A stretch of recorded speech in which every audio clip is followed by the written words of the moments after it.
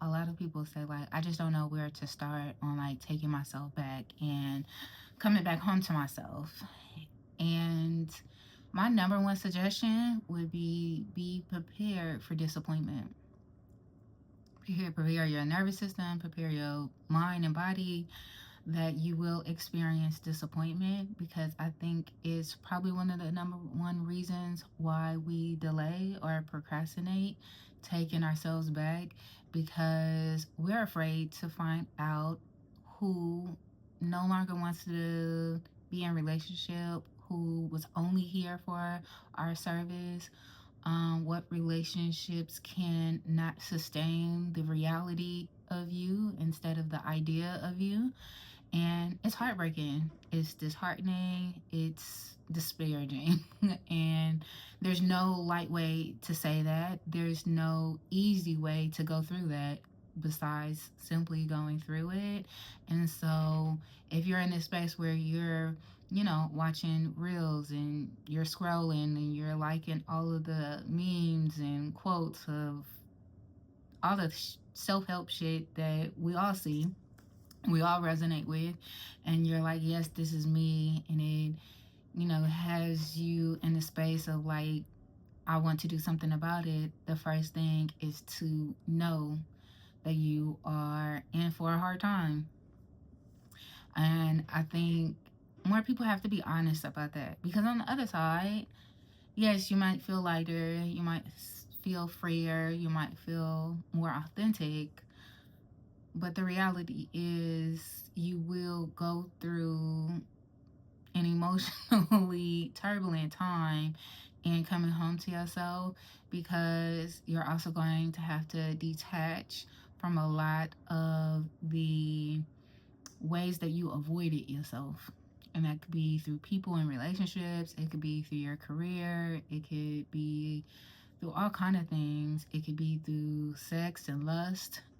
I've been having a conversation around, I don't believe any emotion is really suppressed. It is just covertly being expressed. So even in the self-sabotage and the self-sacrificing, there is a desire for connection. But are you being vulnerable and connecting through your authenticity?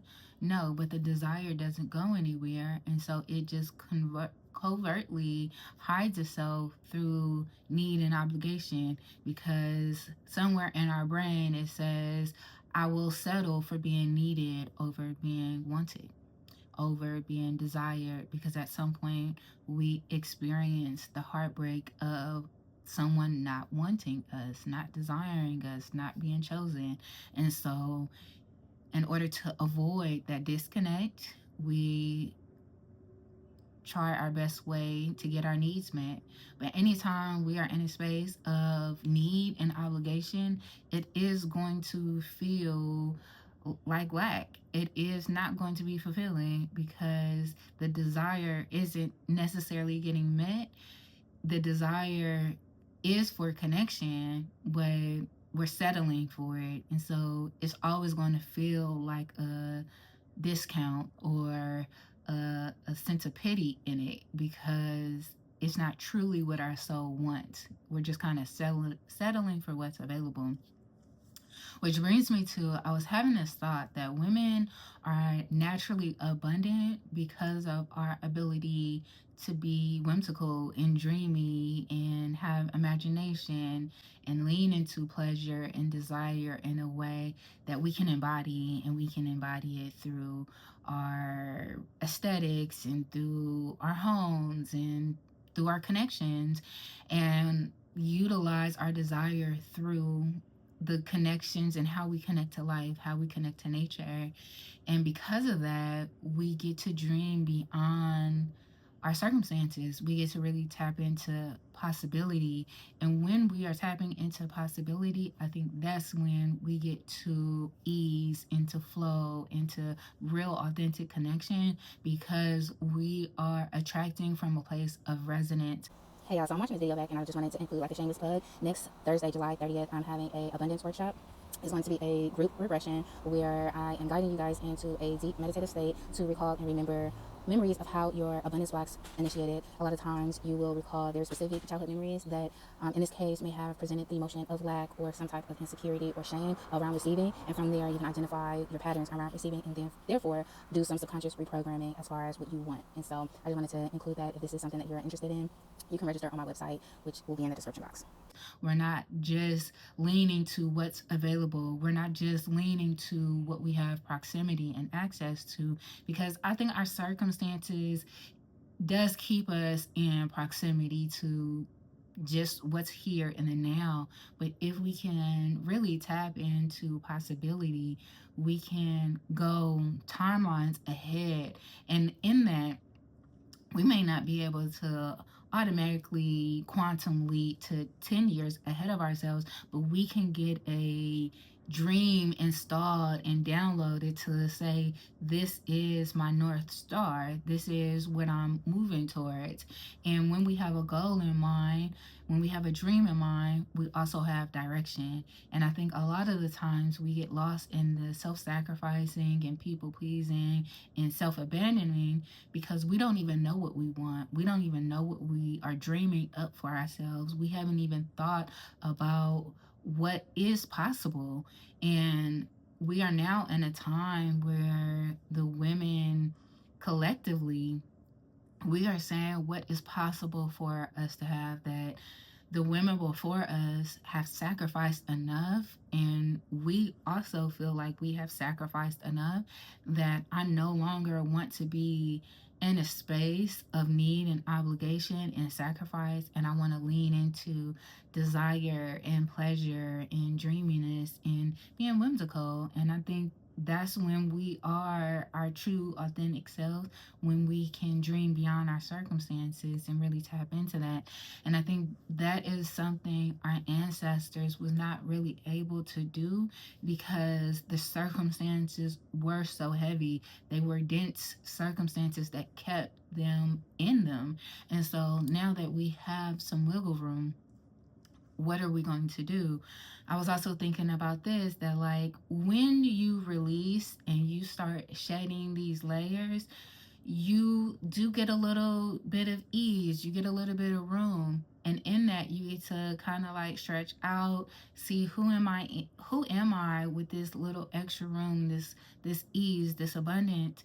And we can choose to like get cozy in that, or we can choose to stretch out, stand up, and look beyond the horizon, look beyond the circumstances of saying, I actually want more and I'm going to move into the realm of possibility. But I think if we never even start to do the little bit of releasing work of, shedding how much we carry, and start giving people back their own shit, and allowing people to be responsible for their own dreams, and also allowing people to watch you dream, I think is another way to ease off of your need to be needed and to show people what it's like to do your work and to come home to yourself and to dream and to achieve your goals. Because I also think the same people who may be offended and maybe, feel a way about you coming home to yourself and you no longer moving in the energy of obligation and need, will also look at you as you are thriving and flourishing and evolving and growing, and will have some sense of direction of how they could do that too. Now, if they never do it, that's on them. But I do think even for those you feel like kept you small, they will appreciate it in the long run. In the short term, will they may have a tantrum of like, what you mean you're not gonna meet my needs? Of course, because initially that was the agreement. And I think that is the preparation that you have to have with, like I said, your nervous system, your mind, your spirit, your body, of preparing yourself to go through a difficult time, because you are breaking contracts that other people are not. So like, when you are born and operating in a sense of obligation and lack and um, family norms, whether it be enmeshment or whatever family ties you may have, you are brought into that. You were born into it. And when you break out of that, it is of your own choosing. Everybody else has not agreed to that. And because part of the agreement of breaking those ties is having a hard time, you can't expect someone else to be happy about having a hard time, because as the one who is choosing it, you have a certain wherewithal. You also have the commitment to it, that even through this difficulty, I am choosing to walk this path, versus someone who is not choosing this and you are just dragging them along with you. You're causing them more pain because they don't have the strength, they don't have the tenacity, they don't have the willpower to walk this walk with you because they did not choose it. Now, it's not to say they don't have the willpower in them if they want to, sure, but again, this has to be a journey of desire. And this is something that I'm also having to wrestle with when it comes to working one on one with clients and really developing real connection with women. Is like, is this what you want? So, like, in coming to work with me, do you actually want change?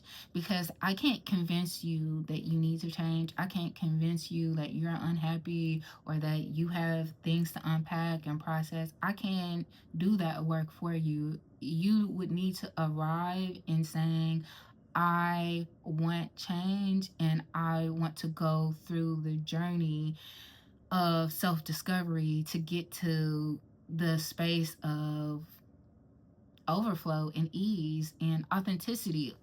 Ultimately, when I'm talking about abundance, I'm not just talking about money, I'm not just talking about a romantic relationship, because I think those are the two things that people associate it with. But I think of the abundance of freedom to be yourself, that you don't have to make yourself small to fit into people's boxes of how they want you to be and their perceptions of you. You don't have to shape shift to be in connections with people because they need you to be a certain type of way.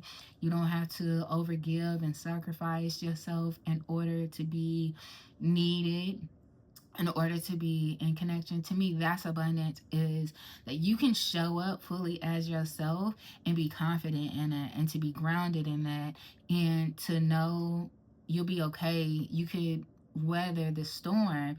And in that, in being authentic, there is a huge emotional risk. That's one of the things I asked a client of mine yesterday, of like, can you name a time where you feel like you've taken a emotional risk? Because I do think emotional risk versus, like, I don't know, like, switching like leaving a job and starting a business, those are risks. But I think the risk of disappointing others is a emotional risk, because it comes with isolation in some ways. It comes with a having to kind of sit in your own energy in a lot of ways, because in order for you to come into your authenticity after people pleasing, after self abandonment, you are going to have to know what it feels like to just be operating in your own energy. And there's the emotional risk that if you take yourself back, if you stop being needed, if you are no longer willing to people please, and you take 6 months to a year of just focusing on you, will the relationships around you still be able to hold you up? Will they understand that you're going through something? You may not be able to be as present. Will they pour into you? Because now you need a break from pouring into everybody else. You need to be poured into. Because more than likely, if you are the caretaker, the capable one, the strong friend, you are the one doing all the pouring. They are not pouring into you. And so if you take a year of no longer pouring and now having the expectation for them to pour into you, you are going to see that your relationships dry up extremely fast. It don't take it don't even take a year, to be honest. If you take 90 days to 6 months of really just like, I don't have it to give, I don't have no money to give, I don't have no advice to give, I don't have no emotional regulation to give, I really just need to focus on myself and see who can deal with that and who is willing to like show it for you. That'll end a lot of your relationships altogether right then and there. And so that to me is why most people do not want to do that, is because they don't want to find out that the people that they laboring for in this way don't really fuck with you like that. And I'm saying this from experience. It is a very heartbreaking realization to be like, oh, we were never cool like that. We was never really close like that. Cool, got it. It is heartbreaking. I'm not going to lie to you. This is where this journey requires you to be connected to yourself, to be able to sit with the grief of it all, to be able to sit with the despair, because there is some despair of, I don't know what to do in this space, because it is unfamiliar. For most of us, we are now in our 20s and 30s, just now coming to the realization that this life that I'm living fully feel doesn't fully feel mine. And so if you are going to do anything about that, you're going to have to be able to come back to yourself of asking the questions of, what do I want? What do I believe? What do I believe is possible?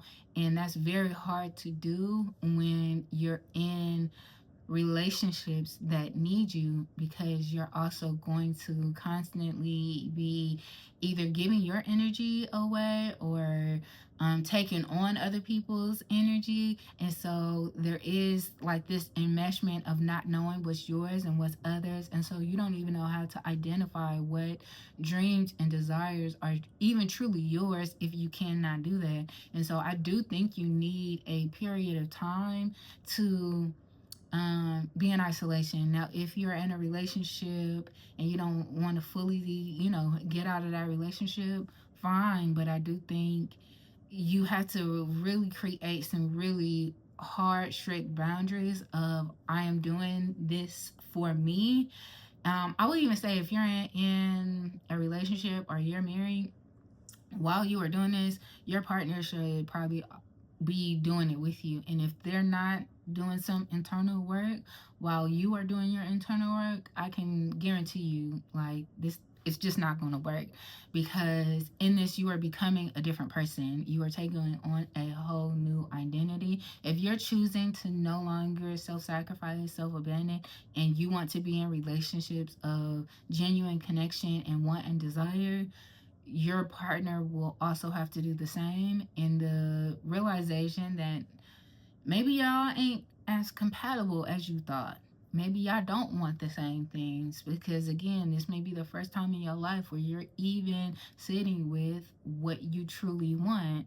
And if you never give yourself the time and the space to ask those questions, you're only going to choose through obligation. You're going to choose what you have proximity to, what you have access to, versus really thinking beyond this, what is possible.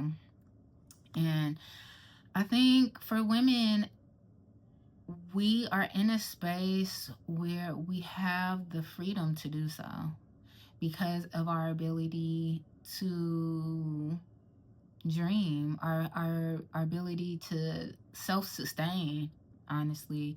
And if we are going to move in the energy of matriarchy and what that really means, when I say matriarchy, I don't mean that, oh, women gonna take over the world and we're gonna rule over men. When I think of matriarchy, I think of women fully embodying love and the true essence of nature. Nature is always changing, nature is always evolving, nature is always moving in the direction of possibility. And so, women, if we are going to return to our natural selves, we also have to do that. And we have to be willing to change. We have to be willing to have a storm, willing to have a hard time. Just, it's a part of our nature that we are equipped to. And the thing about it is, you're going to have a hard time anyway. Just like, choose your heart. You either gonna have a hard time shrinking yourself and trying to stay small in this box and shape shift to fit the needs of this relationship or this career or whatever system you are part of. Either you gonna have the hardship of doing that, or you're gonna have the hardship of really growing and evolving and becoming your most authentic self. And I think that's the part that a lot of people are afraid to really take the step to choosing themselves, not realizing that you're already having a hard time. But I think it's because you're having to numb yourself in that process, because again, you're not even thinking about possibility. You are thinking so far into what is right now, what's available to you, what you have access to, even just the limited awareness you may have. You're thinking, how can I survive this? And so, in order to survive your current circumstances, a lot of the times we do have to disassociate. But I think if you, if you are going to disassociate and feel like what I'm living right now isn't livable, I can't exist here, then also use your imagination. You're already in La La Land. To be honest, you're already not in your body. So you might as well be thinking about what you want, dreaming about what you want, because otherwise you're spending that time overthinking, what did this person think about me? How can I do this better? What can I do next week that will bring me some sort of peace, instead of what do I want to experience next week? What does love look like? What does beauty look like? We have to start asking those type of questions of possibility, of like, what do I actually want to experience? Want what would it take for me to want to be present in my life? What does pleasure look like in my life that would excite me, that would make me want to be more joyful and more pleasant and all of the things? And so I think we get to tap into that when we start to imagine. And I think that's when we get our, like, je ne sais quoi, when we get to really get in our bag of our dreaminess. And I think that's the magic of women, that we get to tap into that naturally. It doesn't take a whole lot. Honestly, I think that in itself is glamour magic. That tapping into your possibility. What does beauty look like for you? What does it feel like to be fully in your body? These are things that you can just question yourself in. That's the beauty of the divine, God, source, how you, the universe, however you may, resonate with that. But that's the beauty of it, is it naturally wants to answer us. And even if you're not spiritually inclined, or if that's not the route you want to go, our brain is wired to answer our questions. So if you're asking, what would it feel like to want to be more present in my life, to want to exist in my life, know that the answer is going to to show up. And this is how we get to tap into our abundance, is by asking those type of questions. What would it look like for me to have more support in my life? Not to go on a tangent, but this is where I was last year of really getting to a point of burnout and realizing I don't have a support system. I don't have the support system that I desire, at least. And so asking those questions of like, what would it look like to have real support of like, I really get some type of relief. Now, what that required was me having to let go of relationships that kept me in servitude. In those relationships, it wasn't about supporting me, it was about me supporting them. And so, of course, that naturally blocked out me being able to receive or me being in an abundant state to receive support. And so, when I let those relationships go, the support is starting to trickle in. And so you do have to give something in order for the dream and the possibility and the desire to come in, because it's not present because it's not available to you. The what's in our circumstances, what is in our proximity is what we believe we can have. But when we tap into possibility, we get to think about what we are worthy of. And because we are inherently worthy, we do get to go into the vastness of nature and the universe. That there's a million different scenarios where the thing that you want is possible. It's just this one scenario, this one perspective, this one timeline that you are choosing to be in is not making that available. And it's all because we haven't opened ourselves to receive it, mostly because we haven't even said that we want it. We haven't given ourselves the permission to even say that we want it. And so when I finally got to a point where I was able to admit to myself, this does not feel like love, this does not feel like support, and I'm willing to do what it takes to welcome those things in. It was a very heartbreaking thing to have to let go a lot of the relationships that I had to let go of in order for me to be in a space of receiving. But now that I can't even say I'm on the other side. I think I'm still in the middle ground of receiving the support that I feel like I want and desire. But even just to feel the trickling of it coming in is like I would have did it a lot sooner, to be quite honest, if I knew my prayers were going to get answered this quickly and this efficiently, in a way that I didn't know that I needed, in a way that I could not have planned for it. And I think that's the magic of women being so in sync with the divine, that the divine wants us to have the desires of our heart.